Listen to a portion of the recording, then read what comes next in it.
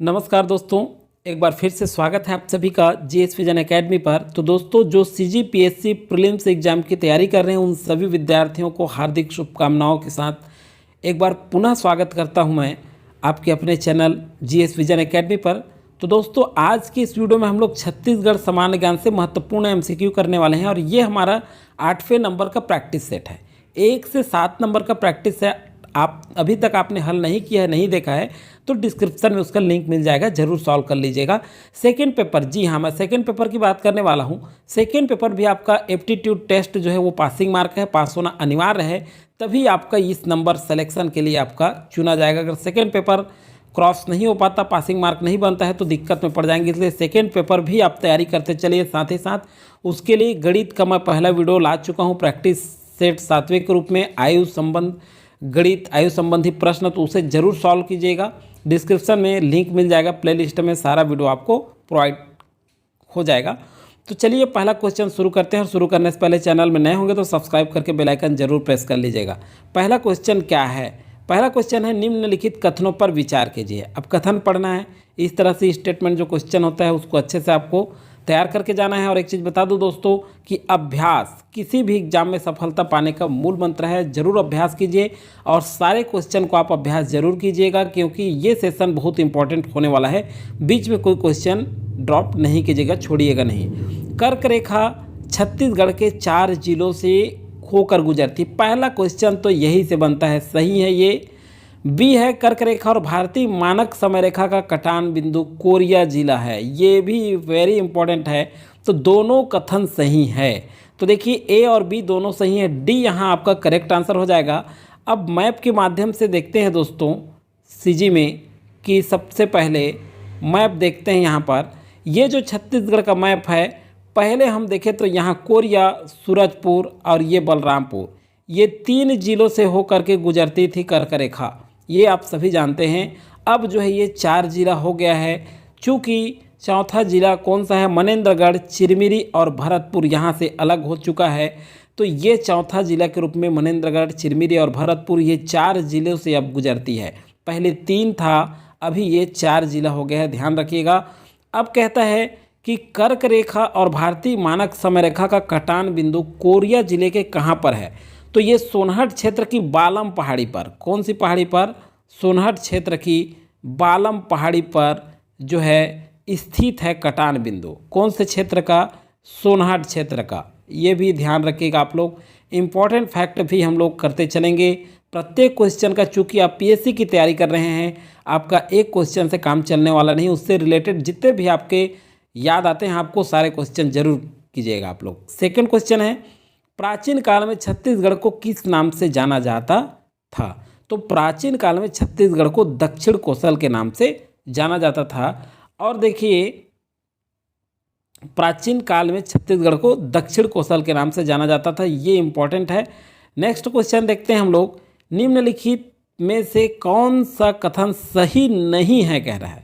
देखिए, ये क्वेश्चन को आप अच्छे से पढ़िएगा। सही नहीं है कह रहा है, सही है नहीं पूछ रहा है, तो सही नहीं है। कौन सा कथन सही नहीं है?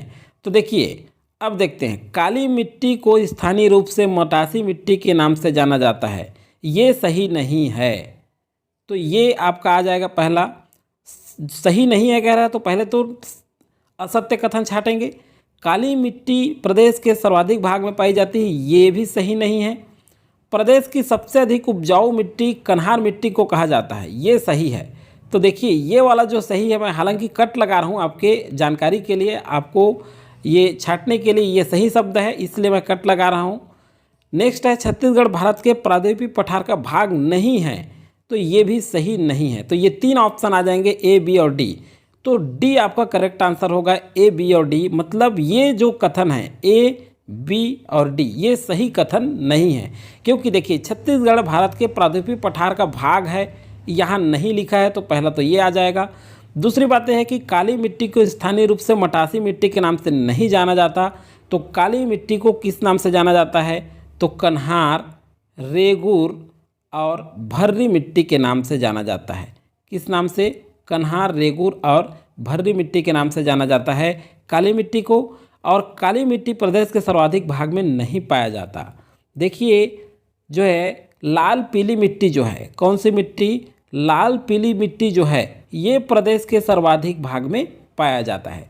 तो ये इम्पॉर्टेंट फैक्ट है, ये इम्पॉर्टेंट फैक्ट भी आपको याद करते चलना है। नेक्स्ट क्वेश्चन आपका, प्रदेश में किस क्रम की सेल समूह नहीं पाई जाती। अब देखिए किस क्रम की सेल समूह नहीं पाई जाती कह रहा है, तो इसका आंसर क्या आएगा हमारा, तो ये जो है देखिए टर्सरी और क्वार्टरी क्रम, ये दोनों क्रम की सेल समूह हमारे प्रदेश में छत्तीसगढ़ में नहीं पाया जाता। तो डी आपका करेक्ट आंसर होगा, बी और सी, मतलब टर्सरी भी नहीं पाया जाता और क्वार्टरी क्रम का भी नहीं पाया जाता है। नेक्स्ट क्वेश्चन की ओर बढ़ते हैं। नेक्स्ट क्वेश्चन है आपका, निम्नलिखित कथनों को ध्यान से पढ़िए। अब देखिए हल्बा विद्रोह बस्तर के डोंगर क्षेत्र में हुआ था। जो हल्बा विद्रोह है ये बस्तर के डोंगर क्षेत्र में हुआ था, सही है। इस युद्ध का नेतृत्वकर्ता अजमेर सिंह थे, ये भी सही है। तो देखिए ए और बी दोनों सही हैं, सी आपका यहाँ पर करेक्ट आंसर होगा। और ये जो हल्बा विद्रोह है ध्यान रखिएगा, इंपॉर्टेंट है, ये 1774 से कब तक, 1774 से 1777 ईस्वी के बीच ये जो युद्ध, ये विद्रोह चला। और इसके नेतृत्वकर्ता कौन थे, तो अजमेर सिंह, और यही शासक भी थे। ये दोनों चीज़ आपको ध्यान रखना है। और यह हल्बा विद्रोह हुआ क्यों था, तो ये जो है हल्बा विद्रोह अजमेर सिंह जो है, ये अजमेर सिंह जो नाम आप देख रहे हैं, अजमेर सिंह और दरियादेव, इनके भाई थे दरियादेव, इनके बीच उत्तराधिकार को लेकर के, किसको, उत्तराधिकार को लेकर के ये क्या हुआ था, ये जो युद्ध जो है हुआ था। कौन सा विद्रोह हुआ था, ये जो है हल्बा विद्रोह किस नाम से हुआ था, दरियादेव अजमेर सिंह के मध्य उत्तराधिकार हेतु ये विद्रोह हुआ था। अब चलिए देखते हैं नेक्स्ट क्वेश्चन की ओर बढ़ते हैं। नेक्स्ट क्वेश्चन है, प्रदेश का एकमात्र कौन सी नदी है जिस पर नौका परिवहन की सुविधा उपलब्ध है।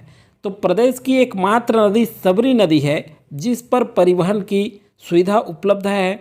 और इस नदी को, सबरी नदी को कोलाब नदी के नाम से भी जाना जाता है।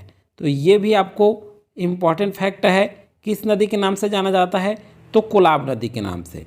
नेक्स्ट क्वेश्चन की ओर बढ़ते हैं, महादेव का प्रसिद्ध किलकिला घाट किस जिले में स्थित है। तो देखिए ये किलकिला घाट है और यहाँ पर जो है महादेव का मंदिर है, ये किस जिले में स्थित है, तो ये जसपुर जिले में स्थित है, याद रखेंगे, बहुत ही इंपॉर्टेंट है। और खुड़िया रानी और कैलाश गुफा भी जो है ये जसपुर में है, ये भी याद रखिएगा, खुड़िया रानी और कैलाश गुफा ये भी क्या है, आपके जसपुर में है। तो याद रखिएगा, ये दोनों इंपॉर्टेंट फैक्ट बन सकते हैं आपके। और एक चीज़ और है कि प्रदेश का सबसे छोटा अभ्यारण्य बादल खोल, कौन सा अभ्यारण्य है, बादल खोल, ये बादल खोल भी जसपुर में ही स्थित है। ये प्रदेश का सबसे छोटा अभ्यारण्य है, ये भी आपको याद रखना है। नेक्स्ट क्वेश्चन की ओर बढ़ते हैं, औद्योगिक विकास केंद्र, देखिए औद्योगिक विकास केंद्र बुराई किस खनिज के लिए प्रसिद्ध है। तो औद्योगिक विकास केंद्र जो बुराई है ये किसके लिए प्रसिद्ध है, तो ये चूना पत्थर के लिए प्रसिद्ध है, याद रखिएगा आप लोग। नेक्स्ट क्वेश्चन की ओर बढ़ते हैं। नेक्स्ट क्वेश्चन है, निम्न कथनों पर विचार कीजिए। नारायण मंदिर, खल्लारी का जो नारायण मंदिर है ये इसका निर्माण देवपाल नामक व्यक्ति द्वारा कराया गया, सही बात है। इस समय का शासक कलचुरी शासक ब्रह्मदेव थे, यह भी कथन सही है। तो ए और बी दोनों सही है, डी यहाँ करेक्ट आंसर हो जाएगा। सॉरी ये तो गलत वाला है, सी करेक्ट आंसर होगा। ए और बी दोनों सही है, मतलब ये दोनों कथन सही हैं। तो ये कथन सही वाले ऑप्शन किस में मिला हमको, सी में। तो ए और बी दोनों सही है, सी यहाँ करेक्ट आंसर आ जाएगा। अब देखिए ये जो है ये कलचुरी शासक ब्रह्मदेव थे इस समय, और ये जो मंदिर का निर्माण हुआ ये 1415 ईस्वी को हुआ। तो ये भी आपको याद रखना है। नेक्स्ट क्वेश्चन की ओर बढ़ते हैं, निम्नलिखित में से कौन सा सबसे बड़ा औद्योगिक क्षेत्र है। तो देखिए ऑप्शन के अनुसार आपको आंसर लेना है। तिफरा, सिलपहरी, दगोरी, सिरगिट्टी। तो यहाँ पर सबसे बड़ा औद्योगिक क्षेत्र कह रहे हैं, तो इस ऑप्शन में तिफरा जो है ये जो है सबसे बड़ा औद्योगिक क्षेत्र है। तो ए आपका करेक्ट आंसर होगा यहाँ पर। और ये आईआईडीसी के तहत, आईआईडीसी के अधीन सबसे बड़ा औद्योगिक क्षेत्र है तिफरा। नेक्स्ट क्वेश्चन की ओर बढ़ते हैं। नेक्स्ट क्वेश्चन है दोस्तों, प्रदेश का सबसे विशाल तालाब, दलपत सागर का निर्माण किस शासक के द्वारा कराया गया? तो देखिए ये काकतीय वंश के शासक द्वारा कराया गया और ये विशाल तालाब का निर्माण जो है किस शासक के द्वारा? काकतीय शासक के द्वारा कराया गया, ध्यान रखिएगा। और ये जो है छत्तीसगढ़ का ये प्रदेश का विशाल तालाब और प्रदेश का जो है सबसे बड़ा झील है। ये क्या है? सबसे बड़ा झील भी है ये प्रदेश का, ये भी याद रखिएगा। प्राचीन नाम क्या था आपका इसका? जो है ये जो दलपत सागर है इसका प्राचीन नाम था भूपाल ताल। क्या नाम था? भूपाल ताल, याद रखिएगा, बहुत इंपॉर्टेंट है। तो ये दोनों आपके एग्जाम में इस तरह से क्वेश्चन अगर पूछ ले जाए तो सारे क्वेश्चन हमसे बननी चाहिए। नेक्स्ट है निम्न कथन पर विचार कीजिए। कांगेर घाटी राष्ट्रीय उद्यान को एशिया का सर्वप्रथम बायोस्फीयर रिजर्व घोषित किया गया था। करेक्ट है, सही है ये। इसमें भैंसाधारा नामक जगह पर प्राकृतिक रूप से मगरमच्छ पाए जाते हैं। तो ये दोनों सही है, तो ए और बी दोनों सही, तो बी यहाँ करेक्ट आंसर हो जाएगा। 12वां का आपका बी करेक्ट आंसर होगा, दोनों सही है।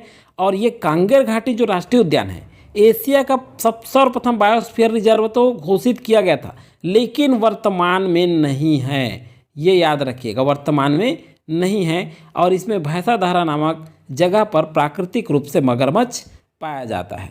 अब देखिए अगर पूछ ले जाए कांगेर घाटी राष्ट्रीय उद्यान की स्थापना, चूंकि ये पीएससी में पूछा गया है इसलिए इसको भी आपको याद रखना है, तो 1982 में हुई। कांगेर घाटी राष्ट्रीय उद्यान की स्थापना कब हुई? 1982 में। अगर क्षेत्रफल पूछा जाए तो लगभग 200 वर्ग किलोमीटर, कितने क्षेत्रफल में फैला है ये?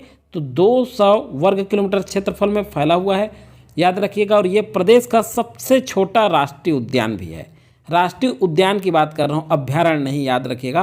प्रदेश का सबसे छोटा राष्ट्रीय उद्यान भी है ये। नेक्स्ट क्वेश्चन की ओर बढ़ते हैं।